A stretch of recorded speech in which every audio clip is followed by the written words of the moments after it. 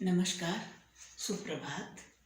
आज हम रघुवंश के प्रथम सर्ग का श्लोक नंबर 3 पढ़ने जा रहे हैं और ये कुछ इस प्रकार है। चलिए साथ में ही गाइए, आप भी, बहुत अच्छा लगेगा।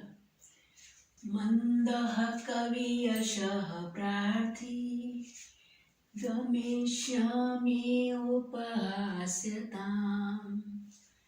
मंदः कवियशः प्रार्थी गमिष्यामि उपहास्यताम्।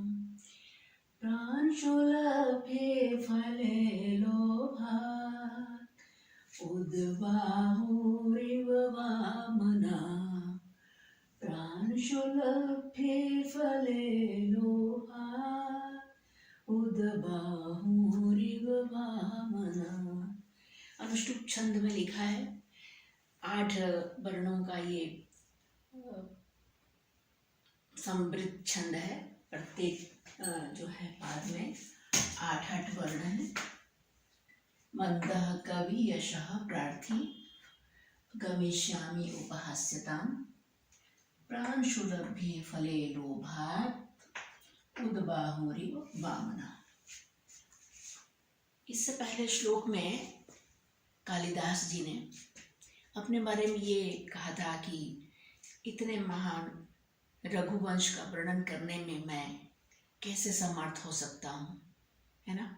कहते हैं कि कहाँ जो है सूर्य से उत्पन्न वंश और कहाँ मैं क्व सूर्य प्रभो वंश क्व चाल भविष्यामति। क्या और कहाँ मैं अत्यंत कम बुद्धि रखने वाला, अत्यंत कम विषयों को समझने में जो समर्थ मेरी बुद्धि है, कहाँ मैं। तो अब आगे उससे भी आगे बढ़कर अपने को कहते हैं कि मैं तो अत्यंत ही मंद हूँ और मंद होकर भी मैं कोई शांत नहीं बैठा हूँ। मंद होकर भी मैं कवियों के यश को प्राप्त करना चाहता हूँ, उस यश को प्राप्त करना चाहता हूँ जो कवियों को प्राप्त होता है। क्यों? क्योंकि आपने काव्य प्रकाश में भी पढ़ा होगा ना कि काव्य का एक प्रयोजन है यश, काव्यम यशसे, है ना। तो उसी यश को प्राप्त करना चाहता हूँ कविता करके। लेकिन मेरी स्थिति तो ऐसी ही है, रघुवंश जैसे महान काव्य का वर्णन करने में मेरी बुद्धि तो उसी प्रकार से इतनी छोटी है जैसे कि कोई बौना जो है ऊंचे लंबे आदमी के द्वारा, लोगों के द्वारा तोड़े जाने योग्य फल को तोड़ने के लिए जो है उछक रहा हो, उछल रहा हो, जबकि उसके वश की बात नहीं है। वह फल इतनी ऊंचाई पर लगा है कि उसे कोई लंबा व्यक्ति ही, कोई ऊंचा व्यक्ति ही हाथ लगा के उसको तोड़ सकता है। लेकिन मेरी जो है अभिलाषा देखिए, मेरी मनोकामना देखिए, है ना। मैं जो हूँ, मैं मंद होता हुआ भी कवियों के यश को प्राप्त करना चाहता हूँ। और इसलिए मैं, होगा क्या मेरा, कहते हैं कि मैं तो उपहास का पात्र बन जाऊंगा। सब मेरा जो है, मेरी हंसी उड़ाएंगे, मजाक उड़ाएंगे, है ना। लेकिन क्या करें, कहते हैं कि और उसी प्रकार से उड़ाएंगे जैसे कि एक ऊंचे लंबे व्यक्ति के द्वारा तोड़े जाने योग्य फल को तोड़ने के लिए कोई बौना जो है बार बार उस ऊंचे डाल पर लगे हुए पेड़ को तोड़ने के लिए उचक रहा हो। अवसर देख के जैसे लोग उसका मजाक उड़ाएंगे, ऐसे ही मेरा भी मजाक उड़ाएंगे जब मैं इसने महान वंश रघुवंश का जो है वर्णन करने की मैं इच्छा रखता हूँ, अभिलाषा रखता हूँ। तो चलिए इसका हम पहले भाव यही है। चलिए इसका हम अन्वय देख लेते हैं। देखिए, अहम, कौन कह रहा है? कालिदास।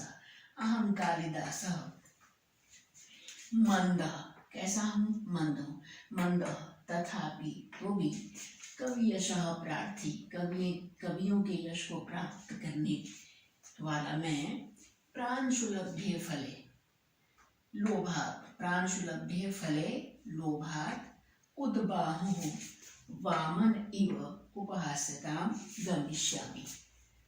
अब हम इसका अर्थ करेंगे। ये सीधा अन्वय था। अब इसका इसकी जो है संस्कृत व्याख्या करेंगे। जैसा कि मैंने लिखा है कि IAS और PCS और इसी स्तर की जो संस्कृत के पेपर हैं उनमें संस्कृत में व्याख्या पूछी जाती है। तो ये मुख्य रूप से उन्हीं के लिए मैं ये वीडियो बना रही हूँ। तो यहाँ पे हम संस्कृत व्याख्या करेंगे, बाद में हम हिंदी भी बता देंगे ताकि जो है आप जब उसका रिवीजन करें, दोहराएं, तो जो है वो स्मरण ना हो। तो चलिए देखते हैं। देखिए, मंदः का अर्थ क्या है? मंदः माने मूढ़ा, मंदः मूढ़ः मूर्खा इति अर्थ, यह अर्थ है। एक एक शब्द की हम व्याख्या करेंगे। तथापि माने तो भी। और कवि किसको कहते हैं? कवि किसको कहते हैं? कवयन्ति इति कवया, जो कविता करते हैं उनको कवि कहते हैं। तो कवयन्ति इति कवया समझा रही हूँ इसलिए ताकि आपको जो है सुन सुन के ही जो है याद हो जाए, उसका अर्थ समझ में आता रहे और याद होता रहे। तो कवयन्ति इति, कोई पूछे कि कवि किसको कहते हैं तो कवि, कवयति इति कवि, और यहाँ है बहुवचन में कवयन्ति इति कवया, जो कविता करते हैं उनको कवि कहते हैं। कविता कर्तारः, कविता को करने वाले, है ना। और तेषां यशः, और जो उनका यश होगा, जो उन्हें जो यश हो, उनका जो यश होगा, उस यश को, यश तत् माने उस, तत् किसके लिए आया है? यश के लिए, है ना। कविता कर्तारः, कविता करने वाले जो हैं, तेषां यश, उनका जो यश है, उस यश को, तत् को, उस, ये तत् जो है उसके लिए, उस यश के लिए, उस यश को अर्थात उसको प्रार्थयितुम, प्रार्थना, उसको पाने के लिए, प्रार्थना का मतलब है चाहना और पाना, प्रार्थयितुम शीलम अस्य, स्वभाव है जिसका, है ना, इच्छा है जिसकी, स्वभाव है जिसका, इति ऐसा, ऐसा कवियशः प्रार्थी, ऐसा जो है मैं कवियों के यश को चाहने वाला, प्रार्थना करने वाला, अभिलाषा करने वाला, कवियों के यश की अभिलाषा करने वाला अहम मैं, प्रांशुना, प्रांशु शब्द आया है यहाँ पे, प्रांशु, प्रांशुना माने ऊंचे लंबे व्यक्ति के, तृतीया लगी है के द्वारा, है ना। ऊंचे लंबे, ये ब्रैकेट में लिखा है उन्नत पुरुषेण, ऊंचे लंबे पुरुष के द्वारा, लभ्यम प्राप्यम, लब्ध होने वाला, प्राप्त होने वाला, होने योग्य जो होगा उसको, तस्मिन उस प्रांशुलभ्ये फले, फले का विशेषण है तस्मिन, है ना। उस लंबे पुरुष के द्वारा लभ्ये माने प्राप्त होने वाले फले, फल में, लोभात, लोभ के कारण, लालच के कारण। किस लालच के कारण? जैसे वह बौना जो है आम को प्राप्त करने की इच्छा से, उसके लालच की वजह से, और यहाँ कवियों के यश को प्राप्त करने के लोभात, लोभ से, है ना। और ये इसी को लिखा है फल लिप्सया, लिप्सा माने इच्छा, लालसा, तो फल की लिप्सया तृतीया है, फल की लिप्सा, क्योंकि हम व्याख्या कर रहे हैं तो संस्कृत में ही उससे मिलते जुलते शब्दों में वही विभक्ति लगा के ही तो हम उसका विस्तार करेंगे ना। तो फल लिप्सया, फल की इच्छा से, उदबाहु किसको कहेंगे? कहते हैं उद माने ऊपर की ओर है, बाहु माने भुजाएं, है ना। तो इसी को लिखा है ऊर्ध्वकृतौ बाहु, बहुवचन, द्विवचन, दो बाहें होती हैं इसलिए ऊर्ध्वकृतौ, ऊपर किए हुए, बाहु या भुजौ, है ना, भुजाएं हैं, यस्य जिसकी, बहुव्रीहि समास, है ना, यस्य सह, वह कहलाएगा उदबाहु वामनः। कौन कहलाएगा उदबाहु वामनः? जिसकी उदबाहु मीन्स ऊर्ध्वकृतौ बाहु, ऊपर की हुई दोनों भुजाएं हैं, भुजौ, है ना। यस्य स, जिसकी हैं, वह उदबाहु, वह जो है उदबाहु कहलाएगा, जिसकी दोनों भुजाएं ऊपर की ओर हैं उसको कहेंगे उदबाहु। उदबाहु दोनों, है ना, दोनों भुजाएं। और ये विशेषण किसका है? वामनः। वामन कैसा है? वो बौना कैसा है? वामन माने बौना। बौने को, बौना कैसा है? जिसने दोनों हाथ ऊपर उठा रखे हैं, ऐसे उदबाहु है वो, है ना। वामना को इस अमर कोश में कहा गया है खर्वः, लिखा है खर्वो ह्रस्वश्च, खर्व और छोटा जो है वह है वामन इति अमरः। अमर कोश में वामन की परिभाषा दी गई है कि जो खर्वः, खर्व है, ह्रस्व है, छोटा है, वह है वामन, है ना। और आगे देखिए उपहासस्य भाव, उपहास्यता किसे कहेंगे? उपहास का भाव, उपहास का अर्थ है हंसी उड़ाना, किसी का मजाक उड़ाना। तो उपहासस्य भाव उपहास्यता, है ना। इसमें द्वितीय विभक्ति लगा दी, ताम माने उसको, क्योंकि वहां जो है द्वितीय में एक वचन लगा हुआ है ना। तो उपहास का जो उपहासस्य भाव उपहास्यता, वह है उपहास्यता। और ताम माने उस उपहास्यता को, उपहास्यताम द्वितीय विभक्ति एक वचन, है ना। गमिष्यामि प्राप्त हो जाऊंगा, चला जाऊंगा, है ना। प्राप्स्यामि उसको प्राप्त करूंगा। उपहासता, उपहास्यता मैंने उपहास को प्राप्त करूंगा, हंसी को प्राप्त, मैं मजाक का पात्र बन जाऊंगा, ऐसा कहना चाहते हैं। अब इसी बात को फिर संस्कृत में ही अभिप्राय हम लिखते हैं इसका समझा के कि मंदो अहम, मैं अत्यंत मंद हूँ, है ना।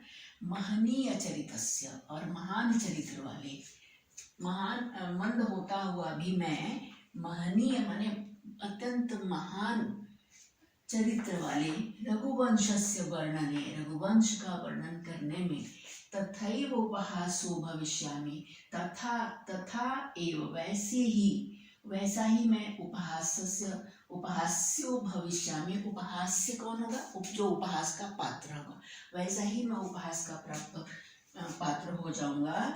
यथा जैसे वामनः पुरुषः, जैसे बौना व्यक्ति, बौना पुरुष जो है उन्नत पुरुषेण प्राप्य, ऊंचे पुरुष के द्वारा प्राप्य, प्राप्त होने योग्य फले, फल में उच्छित बाहु सन, उच्छित बाहु ऊपर उठाई हुई भुजाओं वाला, उपहास्यो भवति, उपहास का पात्र हो जाता है ना। तो अब हिंदी है यहाँ पे, मैं वहां से एक बार फिर बता दूंगी, आप फिर हिंदी एक बार अनुवाद देख लीजिए अपने लिए। हालांकि ये लिखना नहीं होगा ये सब पीसीएस के पेपर में, हिंदी नहीं ये पूछी जाएगी, आपको संस्कृत व्याख्या ही करनी है, लेकिन आप इसका अर्थ भूल ना जाए इसलिए मैंने यहाँ पे लिखा है। देखिए, बड़े बड़े कवियों के यश को चाहने वाला मंद बुद्धि मैं कैसा हूँ? मैं हूँ जो कि बड़े बड़े कवियों के यश को चाहता है ना। तो ऐसा मैं मंद बुद्धि में उसी प्रकार हंसी को प्राप्त होऊंगा, ठीक उसी प्रकार से हंसी को प्राप्त हो जाऊंगा जैसे कि लंबे मनुष्य के पहुंचने योग्य फल की ओर, फल को तोड़ने के लिए ऊपर हाथ फैलाए बौना, है ना। यहाँ पे क्या है? अनुष्टुप छंद है। और उदबाहु रिव में, यहाँ पे मैं लिख देती हूँ उदबाहु रिव, उदबाहु प्लस इव, उदबाहु वो है उदबाहु प्लस इव,